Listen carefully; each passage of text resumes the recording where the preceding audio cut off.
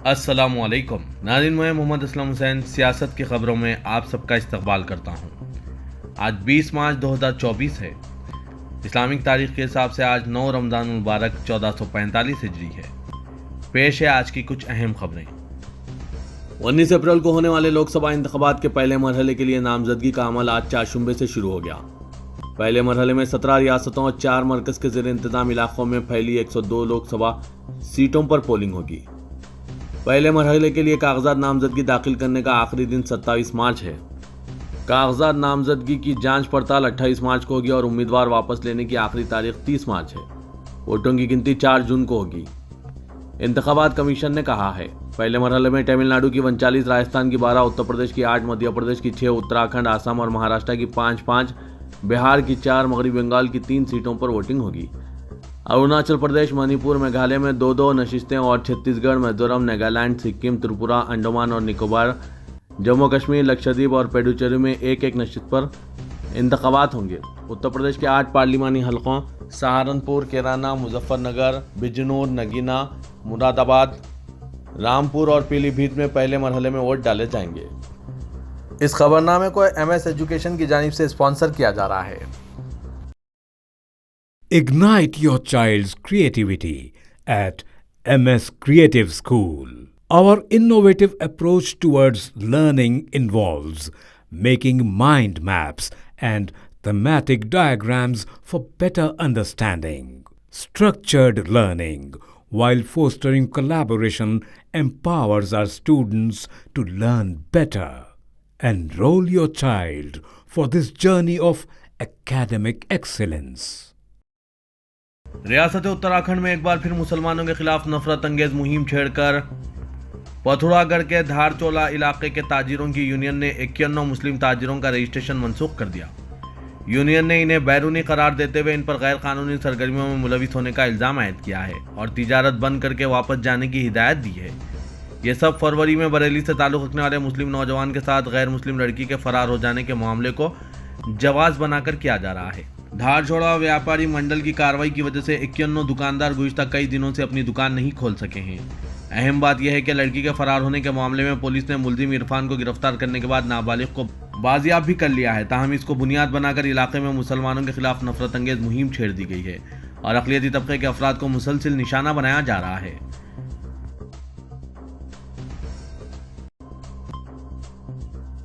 राहगीरों को एक बड़ी राहत देते हुए दिल्ली पुलिस ने दिल्ली गाजीपुर सरहद पर लगाए गए सीमेंट की रुकावटों को हटाना शुरू कर दिया है, जिनका मकसद किसानों को दारुल-हुकूमत तक पहुंचने से रोकना था।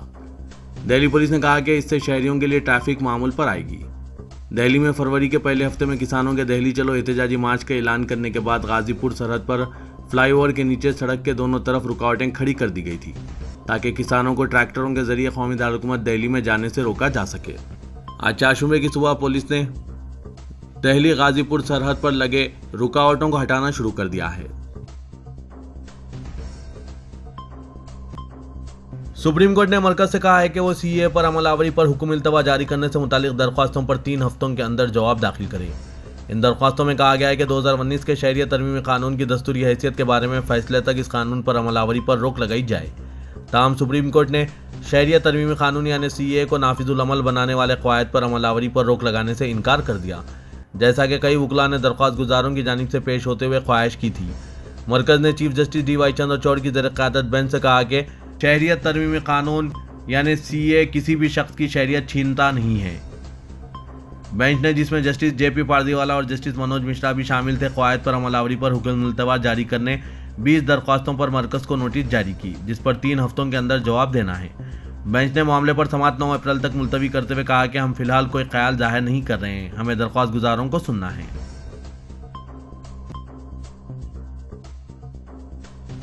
कांग्रेस सदर मल्लिकार्जुन खड़गे ने इस बात पर जोर देते हुए कहा कि मुल्क तब्दीली चाहता है। उन्होंने कहा कि मौजूदा हुकूमत की गारंटीज का वही हशर होगा जो 2004 के इंडिया शाइनिंग यानी दरख्शां हिंदुस्तान के नारे का हुआ था।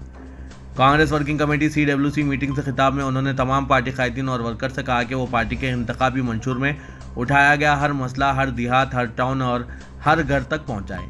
पार्टी के आला तरीन फैसला साज इदारा CWC का इजलास लोकसभा इलेक्शन के लिए पार्टी के इंतखाबी मंशूर पर तबादला ख्याल के लिए मुनक्किद हुआ। मल्लिकार्जुन खड़गे ने कहा कि मुल्क पुरजोश मुतालबा कर रहा है कि तब्दीली आनी चाहिए। मौजूदा हुकूमत फिलहाल जो गारंटीज दे रही है, इनका वही हश्र होगा जो 2004 के इंडिया शाइनिंग नारे का हुआ था। हम सब की जिम्मेदारी बनती है कि यह यकीनी बनाया जाए कि हमारे मंशूर को मुख्तलिफ रियासतों में ज़्यादा से ज़्यादा तशहीर मिले। शान रिसालत सल्लल्लाहु अलैहि वसल्लम में गुस्ताखी करने वाली बीजेपी की मलून लीडर नुपुर शर्मा लोकसभा इंतखाबात में मुकाबला करने वाली है। द हिंदुस्तान की रिपोर्ट के मुताबिक बीजेपी ने अपनी पहली फहरिस्त में रियासत से 51 उम्मीदवारों के नामों का ऐलान किया है।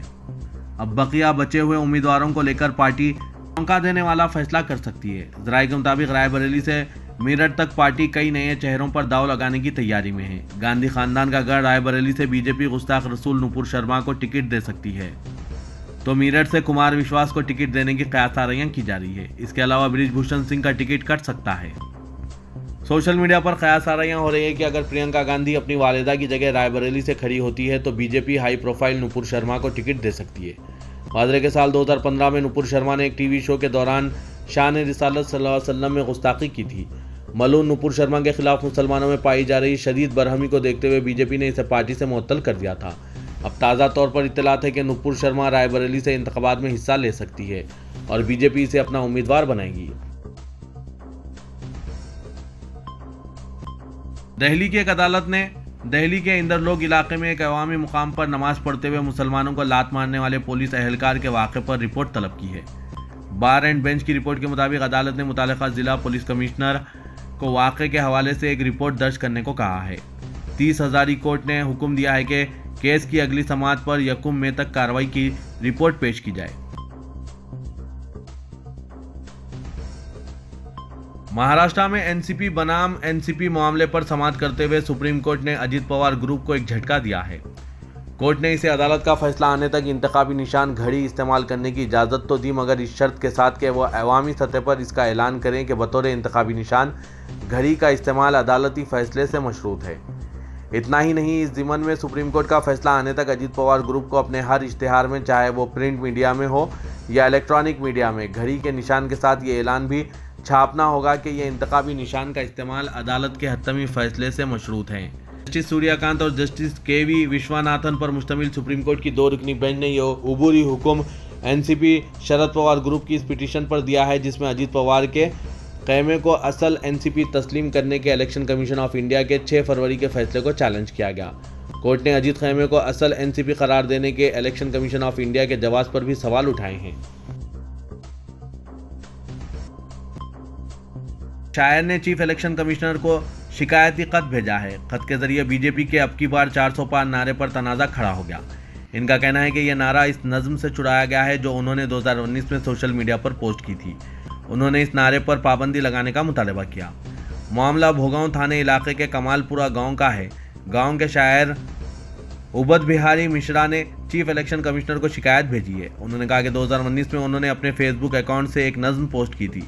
इस नज़्म में उन्होंने लिखा था कि बिना बताए करते हो मोदी गड़बड़ हर बार, लेकिन हम गड़बड़ नहीं करेंगे अब की बार। 370 और 35 मिलकर 405 हुए। हाँ हुए तो फिर यार 2024 की संसद में होगी संख्या 400 पार। पोस्ट की एक कॉपी भी मुंसलिक की है। इनका कहना है कि बीजेपी के आईटी सेल ने इस नज़्म से 400 पार का नारा चोरी किया है। अब बीजेपी और वज़ीर आज़म लगातार इसे दोहरा रहे हैं। उन्होंने इस नारे पर पाबंदी लगाने का मुतालबा किया।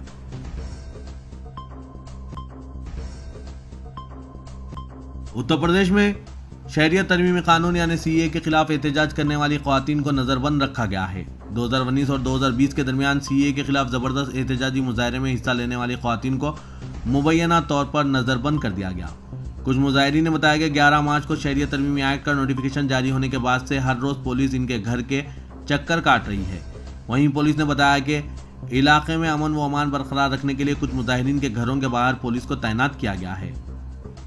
वाज़ेह के 2020 में लखनऊ में CAA के खिलाफ ज़बरदस्त एहतजाजी मुजाहरा किया गया था और इस एहतजाज में हिस्सा लेने वाली ख़वातीन ने पुलिस पर इल्ज़ाम आयद किया कि इन्हें घरों में नज़रबंद रखा गया है। उन्होंने इंतज़ामिया पर CAA के खिलाफ आवाज़ बुलंद न करने के लिए भी दबाव डालने का इल्ज़ाम आयद किया।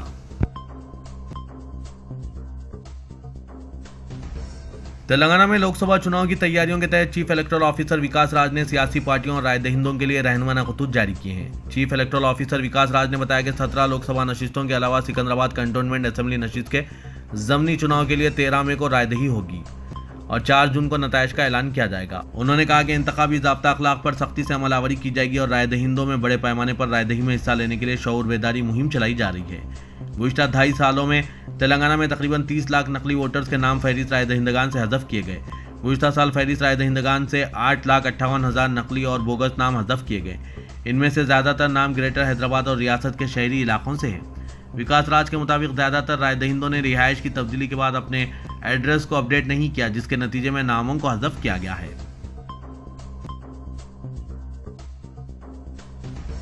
सदर जमहूरिया हिंद द्रौपदी मुर्मू ने governor Telangana doctor T Soundararajan के इस्तीफे को कबूल कर लिया। डॉक्टर सौंदरराजन ने गवर्नर तेलंगाना और लेफ्टिनेंट गवर्नर पुडुचेरी के ओहदे से इस्तीफा दे दिया। सदर जमहूरिया ने झारखंड के गवर्नर CP राधाकृष्णन को गवर्नर तेलंगाना और लेफ्टिनेंट गवर्नर पुडुचेरी के फराइज की इजाफी जिम्मेदारी दी है।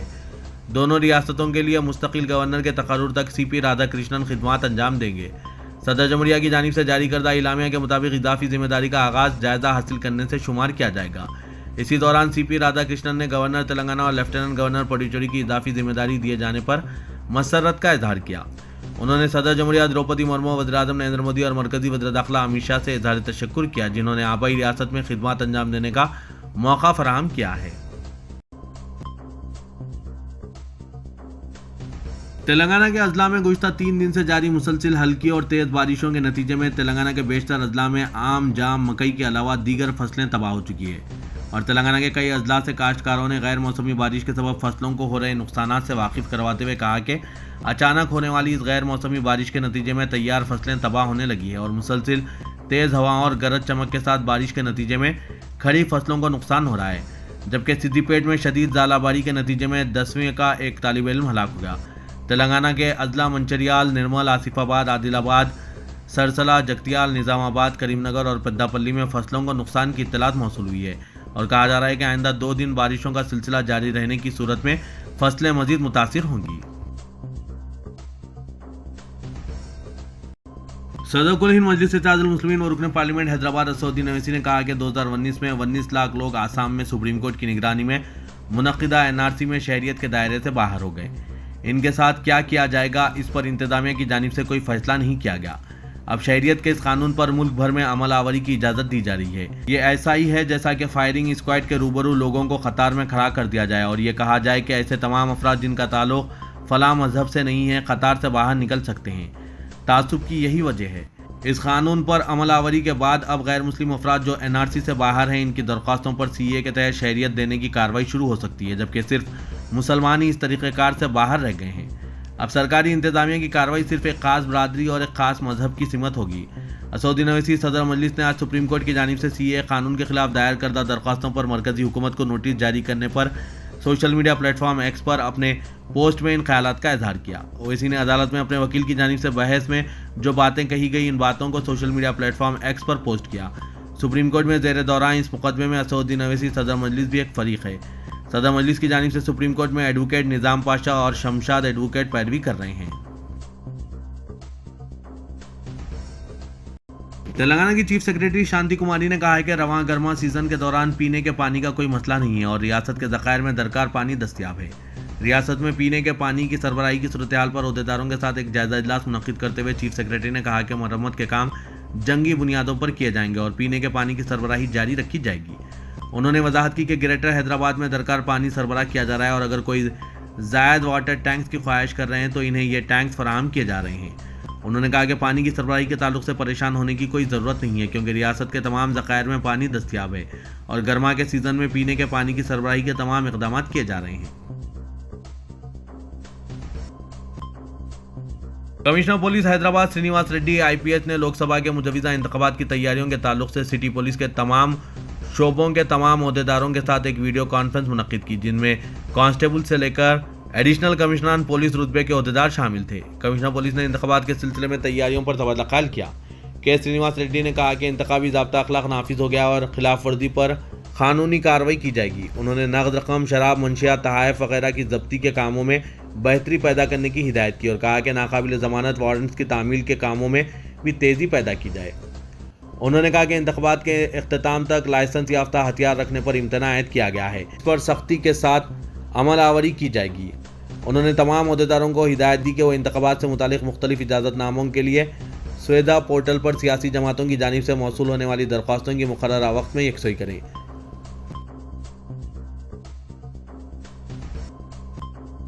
कांग्रेस के सीनियर क़ायद जी कांतम ने दावा किया है कि बीआरएस के 26 अरकान असेंबली कांग्रेस में शामिल होने पूरी तरह तैयार हैं। उन्होंने कहा कि बीआरएस पार्टी में नुमाइंदगी करने वाले अरकान असेंबली का ताल्लुक कांग्रेस और दीगर जमातों से ताल्लुक रखने वालों से है, जिनमें अक्सरियत कांग्रेस पार्टी की है। इसलिए वो दावे के साथ कह रहे हैं कि बीआरएस के मौजूदा 26 अरकान असेंबली कांग्रेस में शामिल होने तैयार हैं और वो किसी भी वक्त कांग्रेस में शामिल हो सकते हैं। बीआरएस के साबिक वजीर श्रीनिवास गौड़ ने बीआरएस के कायद के कविता को ईडी की जानिब से गिरफ्तार करने की मजम्मत की। उन्होंने कहा कि साबिक सीएम केसीआर की सियासी जिंदगी को नुकसान पहुंचाने के लिए इंतकामी कार्रवाई की जा रही है। उन्होंने कहा कि नरेंद्र मोदी के दौरे हुकूमत में कई सरमायादारों के करोड़ों रुपए बैंकों से कर्ज हासिल करके बैरूनी ममालिक को फरार हो गए थे। अब तक मरकज ने इनके खिलाफ कोई कार्रवाई नहीं की। साबिक वज़रा श्रीनिवास गौड़ और के ईश्वर ने मीडिया को मुखातिब करते हुए कहा कि बाद सियासी जमातें जो मरकज़ और रियासत में बरसर इख्तिदार हैं, वो पार्टी के कायदीन को खौफजदा करना चाहते हैं।